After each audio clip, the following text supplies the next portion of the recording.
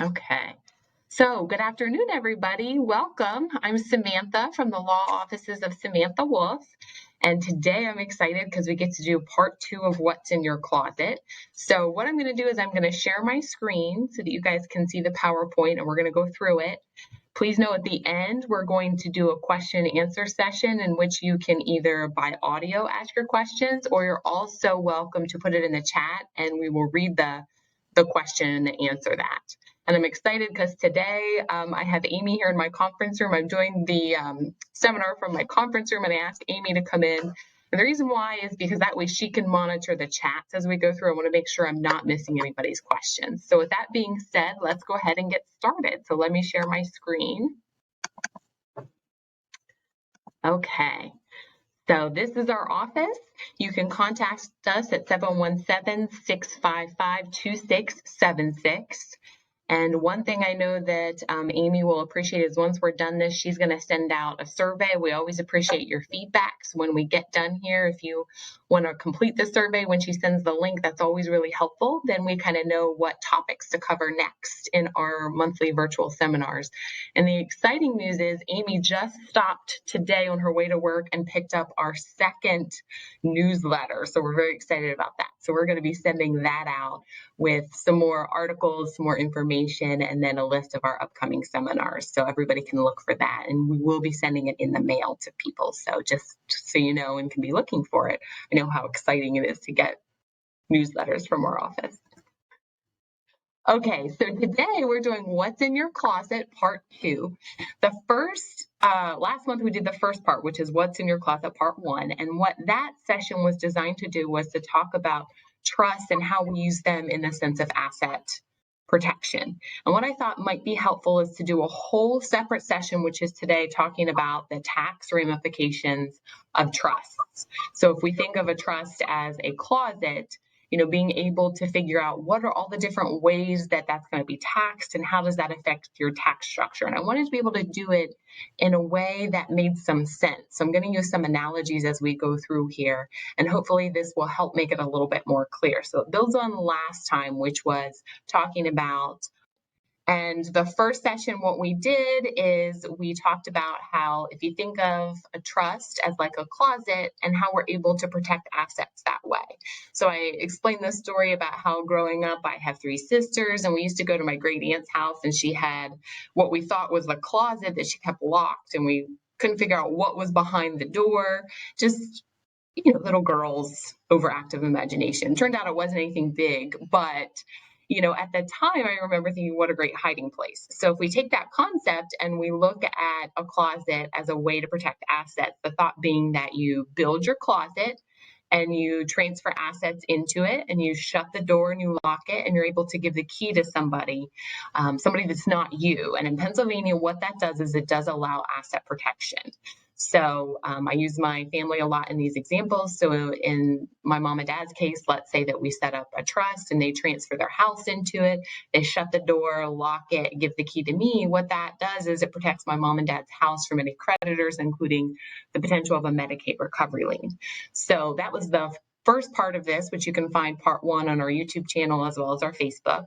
So what I wanted to talk to today is about the taxation and how this plays out using all the different taxation. So it's very exciting. I know it was a very anticlimactic start, but with that being said, let's move into it.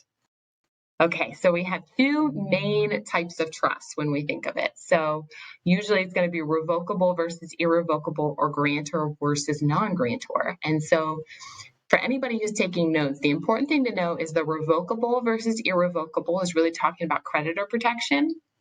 So if it's irrevocable, that's the type of trust that you need in order to get the creditor protection. A revocable trust, there are a whole bunch of different ways we can use that. But it's important to know that if you set up a revocable trust during your life and fund it, it's not designed to protect assets against long-term care costs, so nursing home costs, or any other type of creditor. So from a creditor perspective, revocable versus irrevocable tells us how much creditor protection we're going to have. But the second way to look at trust is grantor versus non-grantor. And this is important for tax purposes. So I love to talk about taxes, but I know that a lot of people probably listening is not their favorite thing to discuss. But I wanted to talk and kind of give you a crash course in the basics of trust taxation so that as applies to your own planning, at least you know enough to know how does this affect you tax-wise, okay? So when we take the concept of revocable, irrevocable, a revocable trust is one where you can open the door to the closet, and irrevocable is the one where it's locked and you've given the key to somebody else. So types of revocable trusts are going to be revocable living trusts, and those are primarily used to avoid probate. All of those trusts are what we call grantor trusts. So we talk about grantor versus non-grantor. That's that second way that we categorize trusts, grantor versus non-grantor. That's all about the income tax implications of the trust. So know that if you have a revocable trust, you do have a grantor trust. All revocable living trusts are grantor trusts. And typically the grantor is also the trustee. So if you set up a revocable trust, most of the time you're also the trustee, at least while you're able to do that. And then if you lose capacity or upon your death, someone else takes over that role. It's usually funded during life so that there's no probate. And again, it's not designed to provide you with asset protection or creditor protection, but it is designed to protect that next generation. So it does provide protection for kids, grandkids, and on down through your family tree. So that is a closet where the door opens and you are the person who can open it. Types of irrevocable trusts. Sometimes I'll have financial advisors or accountants call and they'll say, is this an inter vivos trust? And you can have an inter vivos trust that is irrevocable. So that just means it is created during your life, meaning that you set up this irrevocable trust and you're funding it with assets. And again, the reason you might do that is for creditor protection. And it is created during life. That's inter vivos. That's the Latin meaning of that, or the Latin word for during life. It can be an irrevocable trust can be created under your will, which means it's created upon death. A lot of times when we're talking about life insurance trusts, they'll be irrevocable. If we're talking about charitable trusts, so if we're going to be doing any type of charitable, whether it be it's going to be a charitable lead trust or a charitable remainder trust, a lot of those trusts are irrevocable. And the interesting thing about an irrevocable trust is it can be a grantor trust for income tax purposes. So remember, we have revocable and irrevocable, and we have grantor or non-grantor. So we talked about the revocable, irrevocable. Now we're talking about grantor, non-grantor. Grantor trust means that the person who created it is going to pay all the tax on the assets owned inside the trust. So we're thinking about a revocable trust. It's a grantor trust. When you transfer assets into it, you're going to pay the tax on it. That can also be the case for an irrevocable trust. You can still pay the income tax on that. And a lot of times you might do that specifically. You want to pay the tax because you don't want to have to be subject to the trust tax rates. So if anybody on this virtual seminar would get on the internet and look up irrevocable trust, they're going to see all kinds of stuff about how it pays at a higher tax rate and how you don't want to have an irrevocable trust. And what I wanted to make sure everybody understood in this slide is that that's not necessarily true. For income tax purposes, you can still pay the tax on it. You can make it so that the trust pays the tax, but you can also make it so that you pay the tax on it. And so for income tax purposes, it can still be yours, but it can be removed from your estate. So this would be a closet door that's locked, that you've given the key to someone else. That's an irrevocable trust. So if we're taking these two categories, revocable and irrevocable, and grantor and non-grantor, which one is the more important distinction? And the answer to that is, it depends what we're talking about. So it's important, revocable, irrevocable, if we're asking about creditor protection. So if you're meeting with an attorney and you're asking, is this revocable or irrevocable? Usually you're trying to get at, is there creditor protection or not in this trust? The grantor versus non-grantor is really asking about the taxation. So do I pay the tax or somebody else paying the tax? So again, we have these two categories. One is dealing with creditor protection and the other is dealing with the taxability of it. So why is this important? Well, this is so important, and we devoted an entire virtual seminar to it because there are 6 types of taxes that we have to worry about. So let me kind of run through those 6 and explain how they apply to you, and then we can take it and apply it to trust. It's easier to do it that way. So the first is federal income tax. So if you have asset that you have invested and there's interest or dividends generated off that, that would of course be subject to income tax. And income tax is divided into two main categories. There's ordinary income tax rates, and then there's capital gain. So capital gain would be anything that you've held for longer than a year. So real estate, stocks, those type of things. We tend to look at capital gains, but that's still a subset of income tax.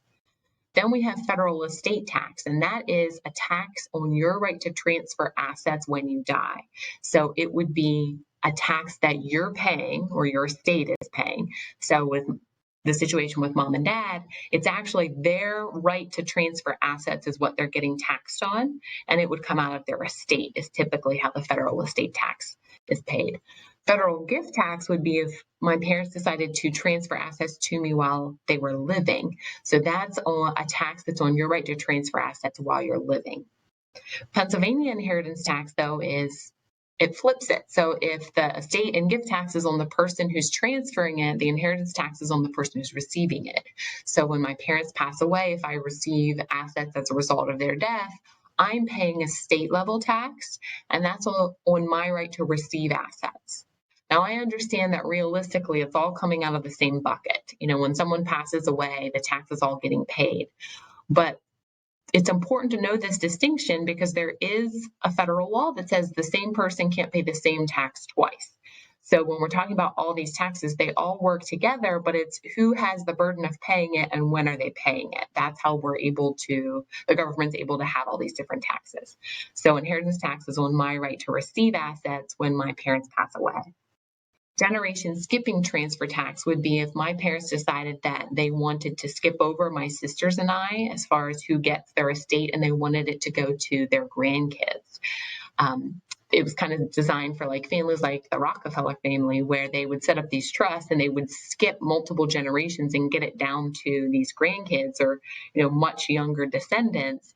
The thought being that if you have to pay a transfer tax, you might as well transfer as many generations as you can. And so what happened then is the government said, well, no, we're only going to allow you to skip it from one generation to the next. So there's still a tax that applies if you attempt to skip a generation and go to that next generation. And then the healthcare surtax is something that came about during President Obama's time in office, and that was to pay for the Obamacare. So that's actually on net investment income. We'll talk about that more specifically a little bit later on. But these 6 taxes, when you are talking about trust, it's really important to analyze each of these 6 to figure out how does it apply to the different trusts that we're going to use. So that being said, we talked a little bit about this. The burden is on the donor or the giver for gift and estate tax, and the tax is on the donor's right to transfer assets during life or upon death. So remember, gift is during life and estate is upon death. Now, in the federal estate and gift tax rules, what it does is President Trump changed this when he came in. So it used to be we were dealing with $1 million, and then it was 3.5, and then it was 5 million. And that meant that if you had that amount or less when you died, then there was no tax that was due. So when President Trump came in, he actually doubled that. So it's now every individual has a coupon. If you look at it like a coupon, they have an $11.58 million coupon. So as long as you have less than that amount when you die, there's going to be no federal estate tax. Now, if you do have that amount, then there's going to be a 40% tax on anything above that amount. So it's a pretty steep tax rate. But the nice thing is that the exemption is so high right now that for most people, it doesn't apply. The other important thing to know is that they do allow couples to port it. So it's called a portability. And what that would do is if my dad passed away, remember he has 11.58 million that he can pass without any tax. So my mom also has that 11.58 million. So if my dad dies and he doesn't use his full amount, my mom can port his unused amount to her. So that way, if her assets continue to appreciate, she can actually have 11.58 plus whatever my dad didn't use. So, and the portability is something that came about pretty recently. So that's why in wills, you would see a lot of times where there'd be these trusts where it would say, the amount that could pass free of federal estate tax goes into this trust and everything else goes into this other trust where the spouse was the sole beneficiary and you got a deduction from tax that way. But now we don't have to worry about that because there is the coupling for husband and wife. Now, with the election coming up, one important thing to note is that the Democrat, so President Trump his regime is going to stay the same. That's what he's saying. But if Joe Biden would get elected, what would happen is he's proposing to lower that back down to 3.5%. If he would get elected. So we will see, how everything shapes up in the coming weeks. But just so you know, to keep an eye on that, that's where we'll see one big change if Joe Biden would get elected in November. Now, as far as the gift tax goes, 2020, the annual exclusion is $15,000. So this is, a lot of people think this is still $10,000. So when it was first enacted, it was $10,000. You could give $10,000 during your life to as many people as you wanted, and there was no tax implication to that. They did increase that. So in 2020, it's now $15,000. You can give $15,000 to as many people as you want, and there's no tax, and you don't even have to file a gift tax return, which is a Form 709. You don't have to file that. Anything above $15,000 and you are going to have to file a gift tax return, there's no tax because, again, if it doesn't exceed the $11.58 million, then you don't have to pay any tax on it, but you just have to explain that you're allocating some of your coupon to that, okay, to that transfer. Now, again, if Joe Biden gets elected, this is where we might see some changes because he has proposed to put a cap on the amount of gifts that you can make during your life. So if someone were to say, I want to gift, $1 million, and I'm going to do it in 15,000 increments to all these different individuals, right now they could do that. The proposal, the platform for Joe Biden does include a cap on gifts. And so what that would look like is that you may still get the 3.5 million total when you count during life and at death, but he may say we're only going to allow 1 million worth of gifts during your life. Okay, so that's one area that we might see change. But I did do a couple of little notes here that's important to know. So payments that are made directly to academic institutions on behalf of the donee, that's not considered a gift. So you can give that person $15,000 in addition to paying their tuition directly to the institution. Same thing with medical providers. You can make the payment directly to the medical provider on behalf of someone and still give them $15,000. Transfers between spouses, there's no limit to that. So you can transfer as much as you want between each other, and there's no gift tax return that has to be filed. And then the other thing is that there's unlimited gifts to political organizations. So it doesn't mean that you're going to get an income tax deduction. What it means, though, is that it's not subject to gift tax. Because remember, there are those 6 different taxes. You have to analyze it under each tax. So first you have to analyze whether you're going to get an income tax deduction, and then second, is there gift tax that's going to apply? And so you can transfer to political organizations, and that doesn't matter. The other thing that I like to note is that if you're going to give $15,000, so it's interesting. My parents and I learned this the hard way. So if, let's say, they decide to transfer and make a gift and they want to gift $30,000 to me.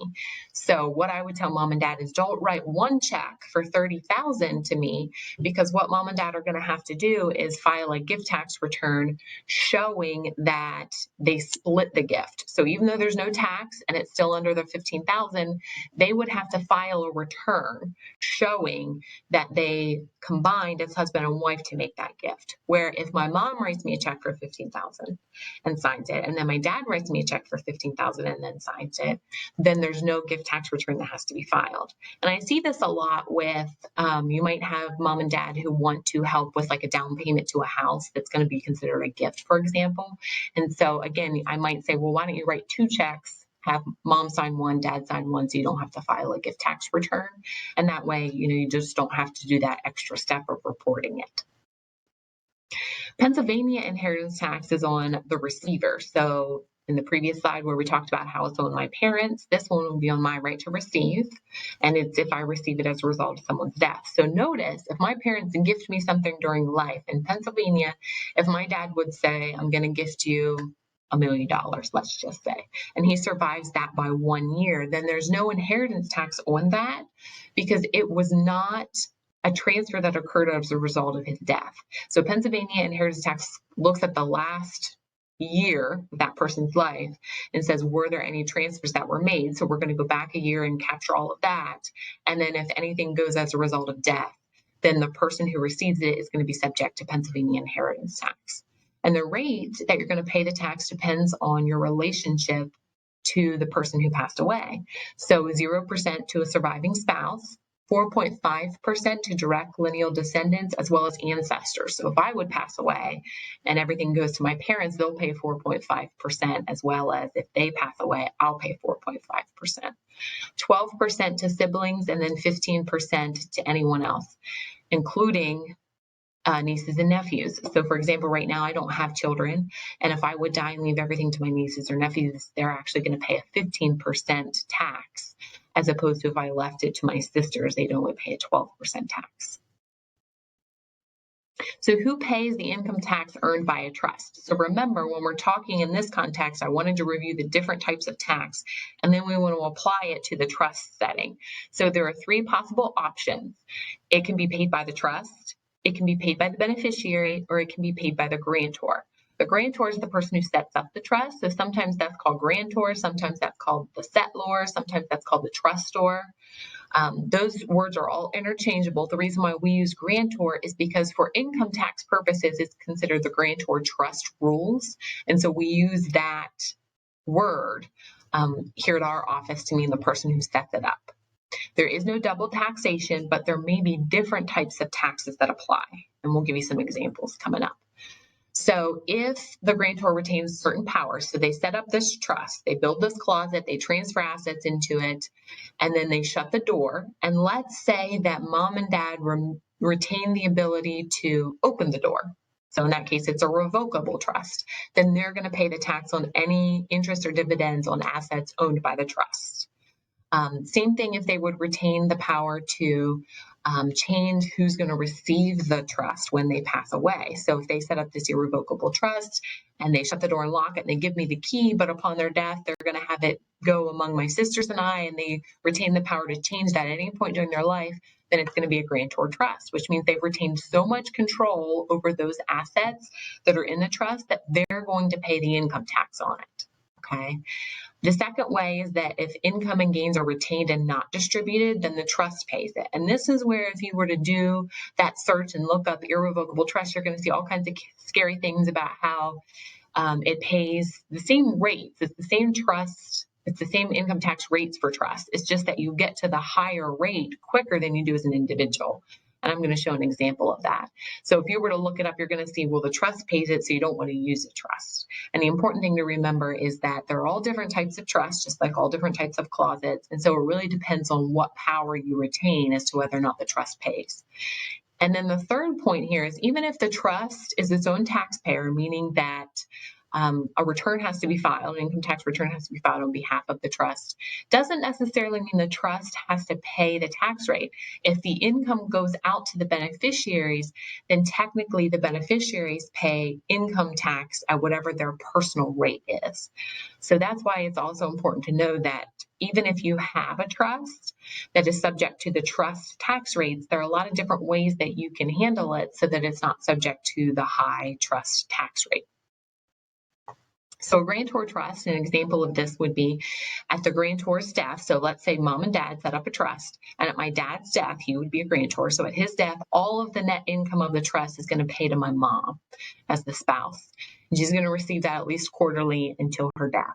That would be an example of a grantor trust. So my dad set up this closet, transferred assets into it, but said that mom during her life is going to retain the income. So meaning she's going to retain the right to be able to receive assets out of that closet. That's enough power that my mom is going to pay the income tax on anything generated assets owned in that trust. And so an example of that is a revocable living trust as well as a Q-tip trust. And that's the example I'm using with my mom. That just means it's a trust that spouses set up for each other to protect against creditors. And we call that a Q-tip trust. And both of those are going to be grantor trusts, which means that they will pay the income tax on that. It won't be subject to the trust income tax rates and thresholds. So in this little diagram here, this is an example of something we would do for somebody who's going to do a revocable living trust. So if we have a client who says, I want to avoid probate, or I want upon my death these assets to go in trust for my kids, this is a very similar picture of what we would do. And in this picture, the top box that has the RLT, that would be a grantor trust, as well as the QTIP trust, the QTIP, that one that has that acronym in it, that would be a grantor trust. The other ones on here, the family trust and the children's trust, those would be non-grantor trusts, which just means that it's either the trust pays the tax or the beneficiary pays the tax. Okay. The other one on here is the survivor's 1/2 trust, and that would be a grantor trust because the spouse is receiving all the income and principal from that, so they're going to pay the income tax on that as well. So I wanted to show this because even in an estate plan where you're doing a revocable trust, you can have different types of taxation for the different trusts. This is another example of a grantor trust. So we do a lot of asset protection, so protecting against nursing home costs, and every trust that we use that does that the sole use is to protect against long-term care costs, that's going to be a grantor trust, because what we've done is we've allowed the person who creates it, the grantor, to change the beneficiary. So if my mom and dad set up a trust, transferred assets into it, they would retain the right to change. So if they didn't like me one day, they could actually remove me as a beneficiary, and because they have that power, anything transferred into that trust, they're going to pay income tax on. Now, know that we're not making them pay income tax on something they weren't already paying. When we're talking about this, we're talking about like a joint investment account that my parents would have that they're thinking, well, we'd really like to protect this against long-term care, nursing home care. If one of us needed that type of care, we want to make sure that the spouse is protected. So they might set up a trust like this, like we talked about in What's in Your Closet Part 1. We might set up a trust to transfer that account into there. And then if it's owned by that trust for 5 years, then it's protected against long-term care costs. And so it's not that mom and dad are paying more tax. It just means that these trusts are tax neutral. They aren't making them subject to any new tax, but they aren't diverting the income tax to anyone else. Now, a lot of times clients might say, well, what if I want to stop having to pay income tax on it? Well, know that if you're going to set up a trust like this, we can make it so that you don't have to pay the income tax on it. I could have my parents set this up. They're not going to retain the right to change the beneficiary, so they're not going to have to pay income tax on those assets. But the downside of that is that they're also not going to have the right to control those assets, and they're not going to have the right to access those assets. So when we're looking at the two types of taxes, remember, federal gift tax is if you transfer something out of your estate. So if we're talking about that, if mom and dad set up a trust where they're transferring assets out of their estate, then they don't have to pay income tax, but then it's considered a gift, and either the beneficiaries or the trust are going to pay the tax on that. So if we're doing long-term care planning trust or asset protection planning trust, one of the things that we're going to talk about is who do we want to pay the tax? And most of the time, I would say 98% of the time, mom and dad, husband and wife are going to continue to pay the income tax on that because they want to still be in charge. They want to still have access to those assets. They want to be able to pull assets out of that trust, and they want to be able to change their estate plan. So I just wanted to make sure it was clear that we're not making my parents subject to any new type of income tax. It's just that they aren't moving that out of their estate, and I'm not going to start paying income tax on their assets. Because again, if they did that, then they would no longer have control over those assets. So what are some of the reasons that you do a grantor trust? And remember, a grantor trust is one where you're setting up the trust and you're going to continue to pay the income tax on it.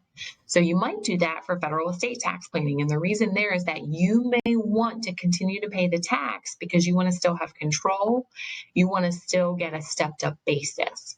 So if we removed it from my parents' estate, so let's say their house, and let's say mom and dad bought it for $10,000, and they would put it in a trust where they're removing it, they're not going to pay any income tax on those assets in the trust. It would be considered a completed gift for federal gift tax purposes. It would be out of their estate for estate tax planning purposes, so there'd be no tax as a result of their death, which sounds in theory pretty good. But if I decided that I wanted to sell their house, then that means that I'm going to have to pay capital gains tax on the difference between the sale proceeds and the basis. And if they gift it to me, my basis is what their basis is. So if they bought the property for $10,000, that becomes my basis in it. So then if I turn around and sell it for $200,000, I'm going to pay capital gains on the difference between the $200,000 and the $10,000 basis. So you may decide to use a grantor trust for federal estate tax planning because you want your beneficiaries to get a stepped up basis. So if my parents say, yes, Ann's going to pay the inheritance tax on that, she'll pay 4.5 because she's receiving it as a result of our death. But what that means is I get a stepped up basis. So if on the day my mom dies and she's the second one to die, the house is worth $200,000, that becomes my basis in the property.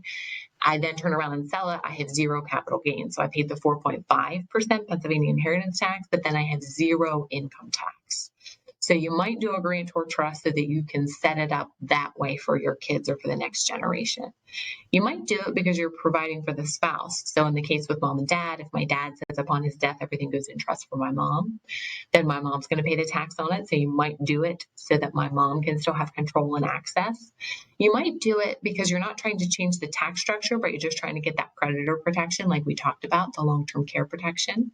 And then you might be doing it for income tax planning. So again, if we did a trust that was a non-grantor trust, meaning mom and dad aren't paying the income tax on it, that means we have to get an EIN number, a taxpayer ID number for the trust.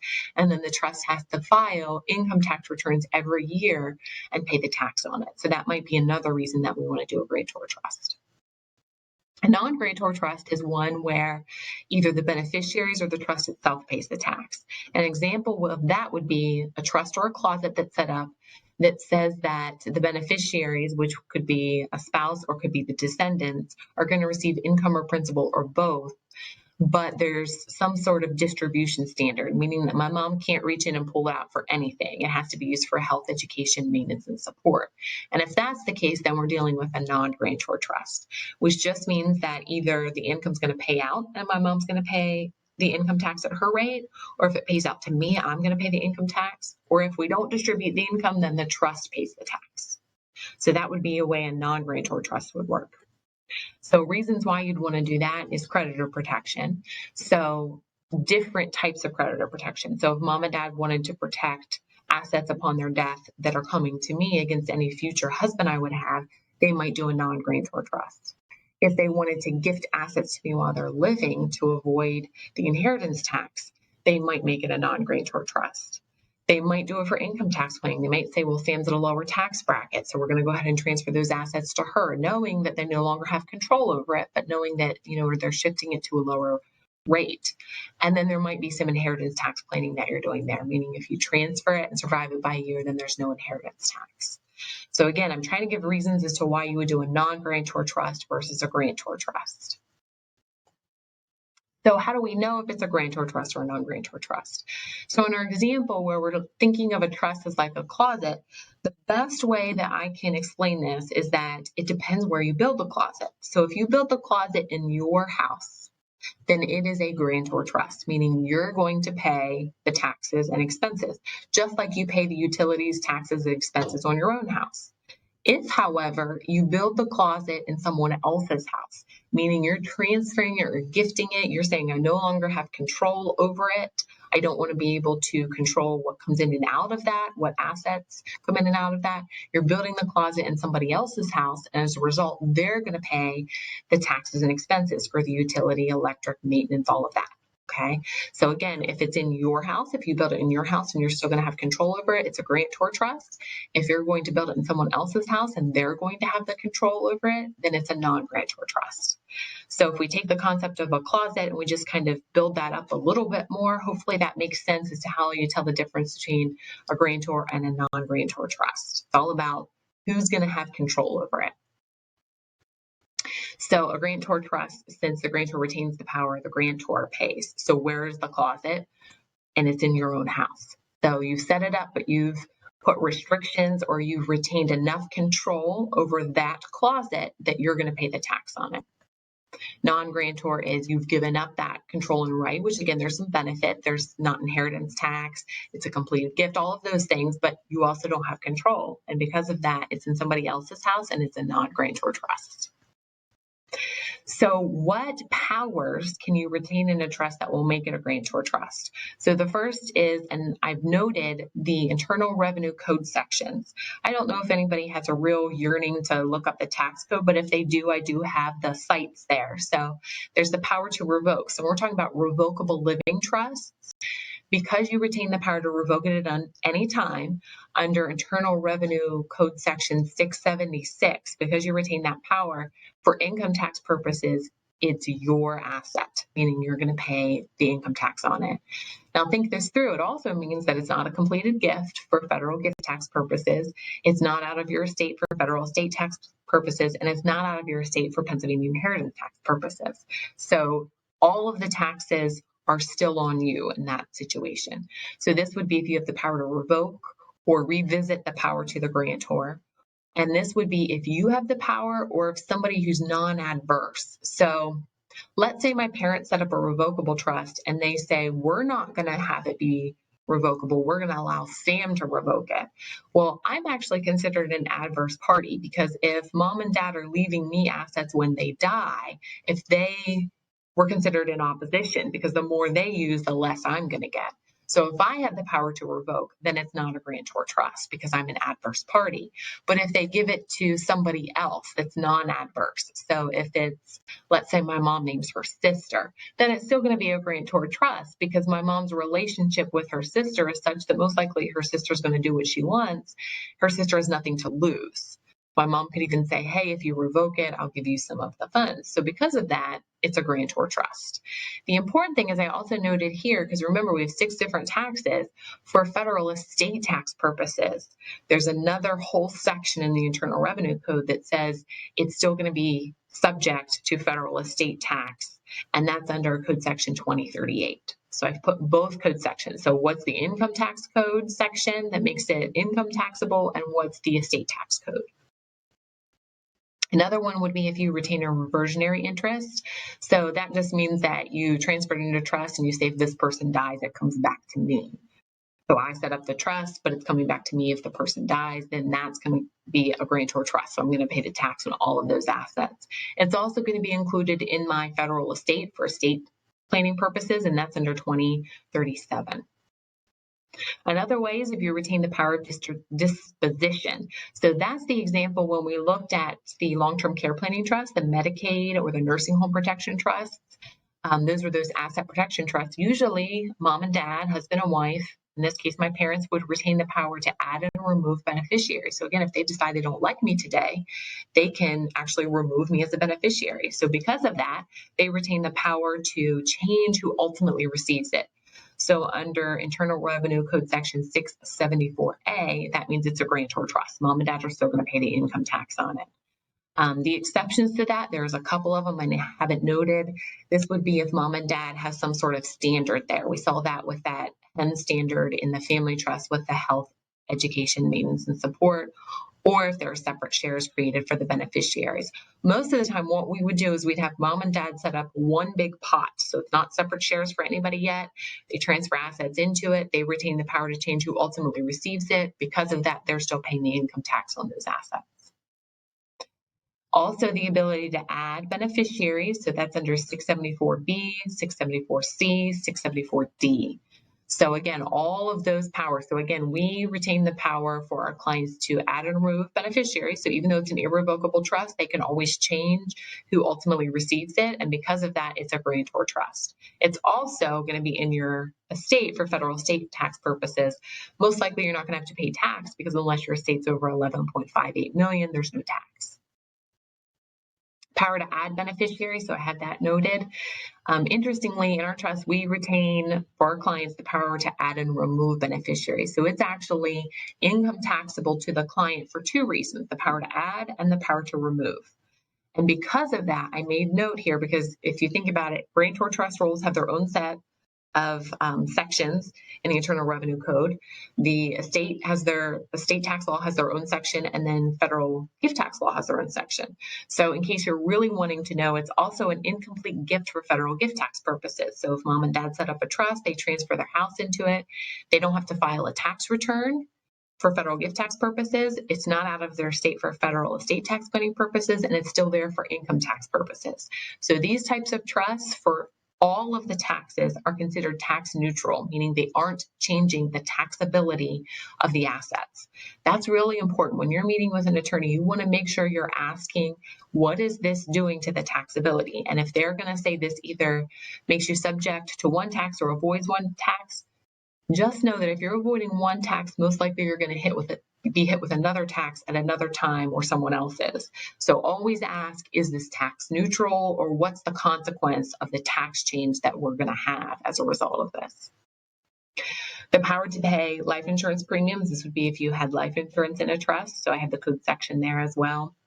And then these are considered safe powers. So as if we weren't having enough fun dealing with all of this, remember there are those 6 different taxes. So what these safe powers mean is that it is considered removed from your federal estate. So think out of your federal estate, which also means it's not subject to inheritance tax either. So you avoided estate tax, you avoided inheritance tax. The one thing you would have to do is say, is it a gift? So again, you might use up some of your gift exemption if you use this type of trust, but then it's still income taxable to you. So it's this weird loophole in the law that allows you to get it out of your estate, but still pay the tax so that a separate return doesn't have to be filed. So it's not subject to the trust rates.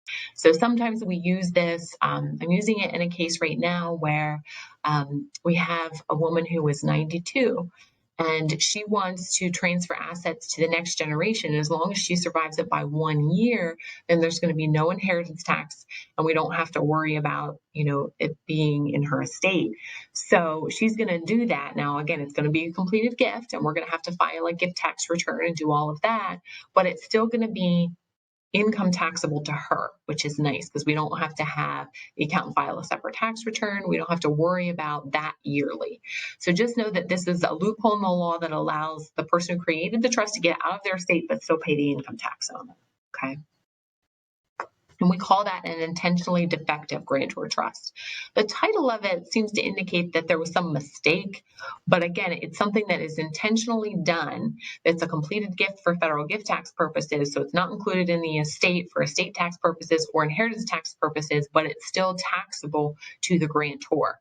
So think about it. If you have real estate or assets that you want to get out of your estate so that it's not subject to all those taxes, plus you still want to pay the tax for the benefit of those beneficiaries, that's a great way to do it. Then they don't have to file tax returns until your death and worry about all of that.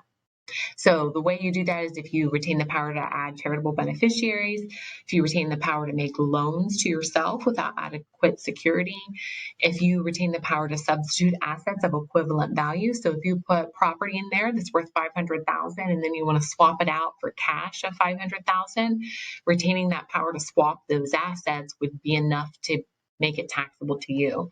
And then the power to use income to pay premiums on life insurance would be another safe power, meaning it's still income taxable to you, but it's out of your state. So is the trust grantor or non-grantor, and has there been a completed gift? So in law school, there was always, this matrix that we had to do whenever we were answering an exam question. The first thing you ask is their consideration. So if my parents would say, we're going to give you this house, and I'm not paying money for it. So the answer is, was there adequate consideration? If the answer to that is no, then it's a gift. Has there been loss of dominion and control? Meaning, did my parents retain the right to take it back? And if not, then it's considered a completed gift. And it doesn't matter if the trust is irrevocable or not. So think about this. If we do an asset protection trust, so mom and dad want to protect their house against long-term care costs, and they transfer the house into the trust. In this case, there was no consideration. Nobody paid anything, but they also didn't lose the control because they're retaining who can change or who can ultimately receive it, who is the beneficiary. So that's not a gift. So you can have a situation where you have an irrevocable trust that's not a completed gift. Again, if you were to look this up, you'd see all kinds of stuff online about how if you have an irrevocable trust, then you have to worry about it being a completed gift and filing the gift tax returns, and that's not correct. So it doesn't matter to me whether it's revocable or irrevocable. You have to go through a separate analysis as to whether or not it's been a completed gift. And I think it's a little bit of a spoiler, but I think spoiler alert is that you don't want it to be a completed gift. If you're doing nursing home or long-term care protection, you want to still have the control, and you don't want it to be out of your control and transfer to that next generation. And the trusts that we use are going to make sure that that does not happen and you're still in control and still paying the tax on it. So, anybody confused yet? I really love this topic. I could talk about it all day long, but I understand that it can get a little confusing. So that's one of the reasons why I wanted to do a seminar about it.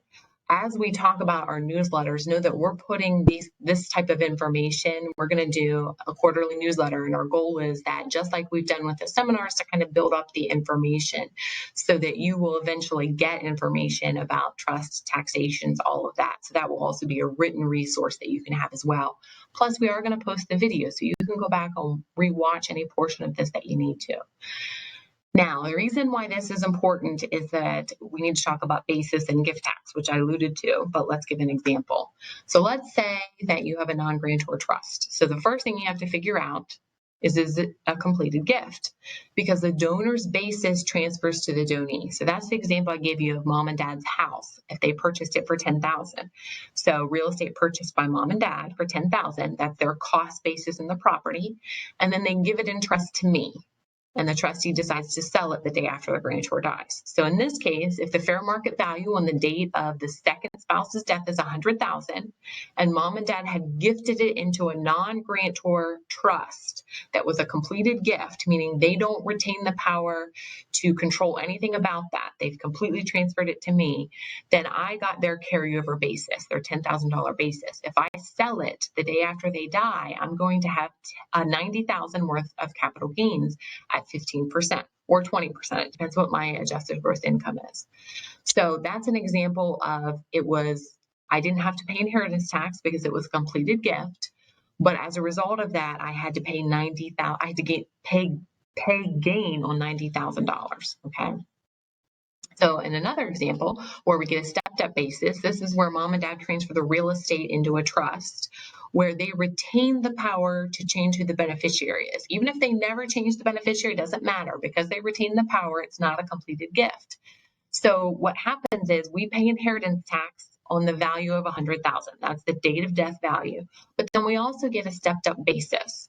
So if the property was worth $100,000 on the day the second spouse died, that becomes our basis in the trust for that property. So if then we have to pay gain, there's zero gain. So we paid 4.5%, but then we avoided the capital gains at 15 or 20%. So that's why I'm saying it's always important to ask when you're meeting with an attorney, if I'm avoiding one tax, am I getting hit with another tax? Okay, so you want to make sure that you're asking those type of questions. This is an example of why it really matters as to whether or not you're making a gift or not. So individual versus trust rates. So individuals are in the 35% bracket when they earn $207,000. But as long as they're not over $518,000, then they're not in the 37% bracket. However, trusts are in the 30% bracket if they earn over $12,950 worth of taxable income. So now you can see why this makes a big deal if you're doing nursing home trusts and you are making it so that you're still paying the tax. Most likely you're at a much lower rate than even the 35%. But if you make it a non-grantor trust and it earns $13,000 worth of income, then you're paying 37% on that income. So a grantor trust is good because it allows you to retain control, as well as usually it's a lesser tax that's being paid. The healthcare surtax is an additional 3.8%, and it applies to estate and trust and individuals, and it applies to non-grantor trusts, and it's an additional 3.8% tax on top of that, and that's going to apply at different thresholds. So we'll get to that side in a second. So what's considered net investment income? So any interest or dividends, any annuity distributions, any rents, royalties, income derived from passive activity. And this is the most important one, net capital gain derived from the disposition of property. So if it's not your primary residence, if you have additional real estate and you're selling it, it may be subject to the 3.8% surtax, because this is a list of all the different types of income that the surtax applies to. So first thing you have to figure out is it one of these things, the income that you've generated? If so, This next slide is what it doesn't include. So you don't have to worry about salary, distributions from IRAs, gain on anything from a partnership or an S corporation, or the 121 exclusion, so the primary residence. So you don't have to worry about income generated from that. And then if you have income in that first line that would apply as net investment income, then there are threshold amounts. So for a single taxpayer, as long as your adjusted gross income isn't over 200,000, you don't have to worry about the surtax of 3.8. If you're a married couple, if your adjusted gross income is less than 250, you don't have to worry about. But for an estate or a trust, if the income is 12,950, you get that additional 3.8% tax tacked onto it. So as you can see, if you have a non-grantor trust that earns $13,000 worth of income or more, you're going to pay 37% plus the additional 3.8%, which is why when you look up irrevocable trust, why it's so scary about the taxes. But again, the important thing to remember is the type of trust that we're using, that we talked about in What's in Your Closet Part 1, these are grantor trusts. So you don't have to worry about all of these additional taxes. The other thing is that you can make it so a portion of the trust is grantor and a portion of it is non-grantor. So if mom and dad set up a trust and they put in a house and an investment account and they want to get the 121 exclusion on the house, meaning that if they sold it, they don't have to recognize gain of 500,000 as a married couple because it's their primary residence. So in the trust, they may say, we're going to retain the power to change the beneficiaries for the real estate, but not for the investment accounts. They can make it grantor for the real estate, non-grantor for the investment account. So you can make a portion of the trust grantor or non-grantor. You can also do a percentage. So if you say, I want to pay 50% of the tax, you can say, I'm going to retain the ability to add and remove beneficiaries on 50% of the value of the assets. So then 50% is included in your income taxes. The other 50% goes to the trust. Okay, so you can do that. You can do it by asset, by percentage. You can do it fractionally if you want to. So again, there are a lot of fun things you can do tax-wise. So when you go to meet with your attorney, you just want to make sure that you're meeting with someone who knows all of these different planning strategies. Okay, so I'm showing this picture again because this is a typical plan that we use for asset protection. So we'll have a real estate trust and then we have an income-only trust. The difference, like we talked about in part 1, is that in the income trust, my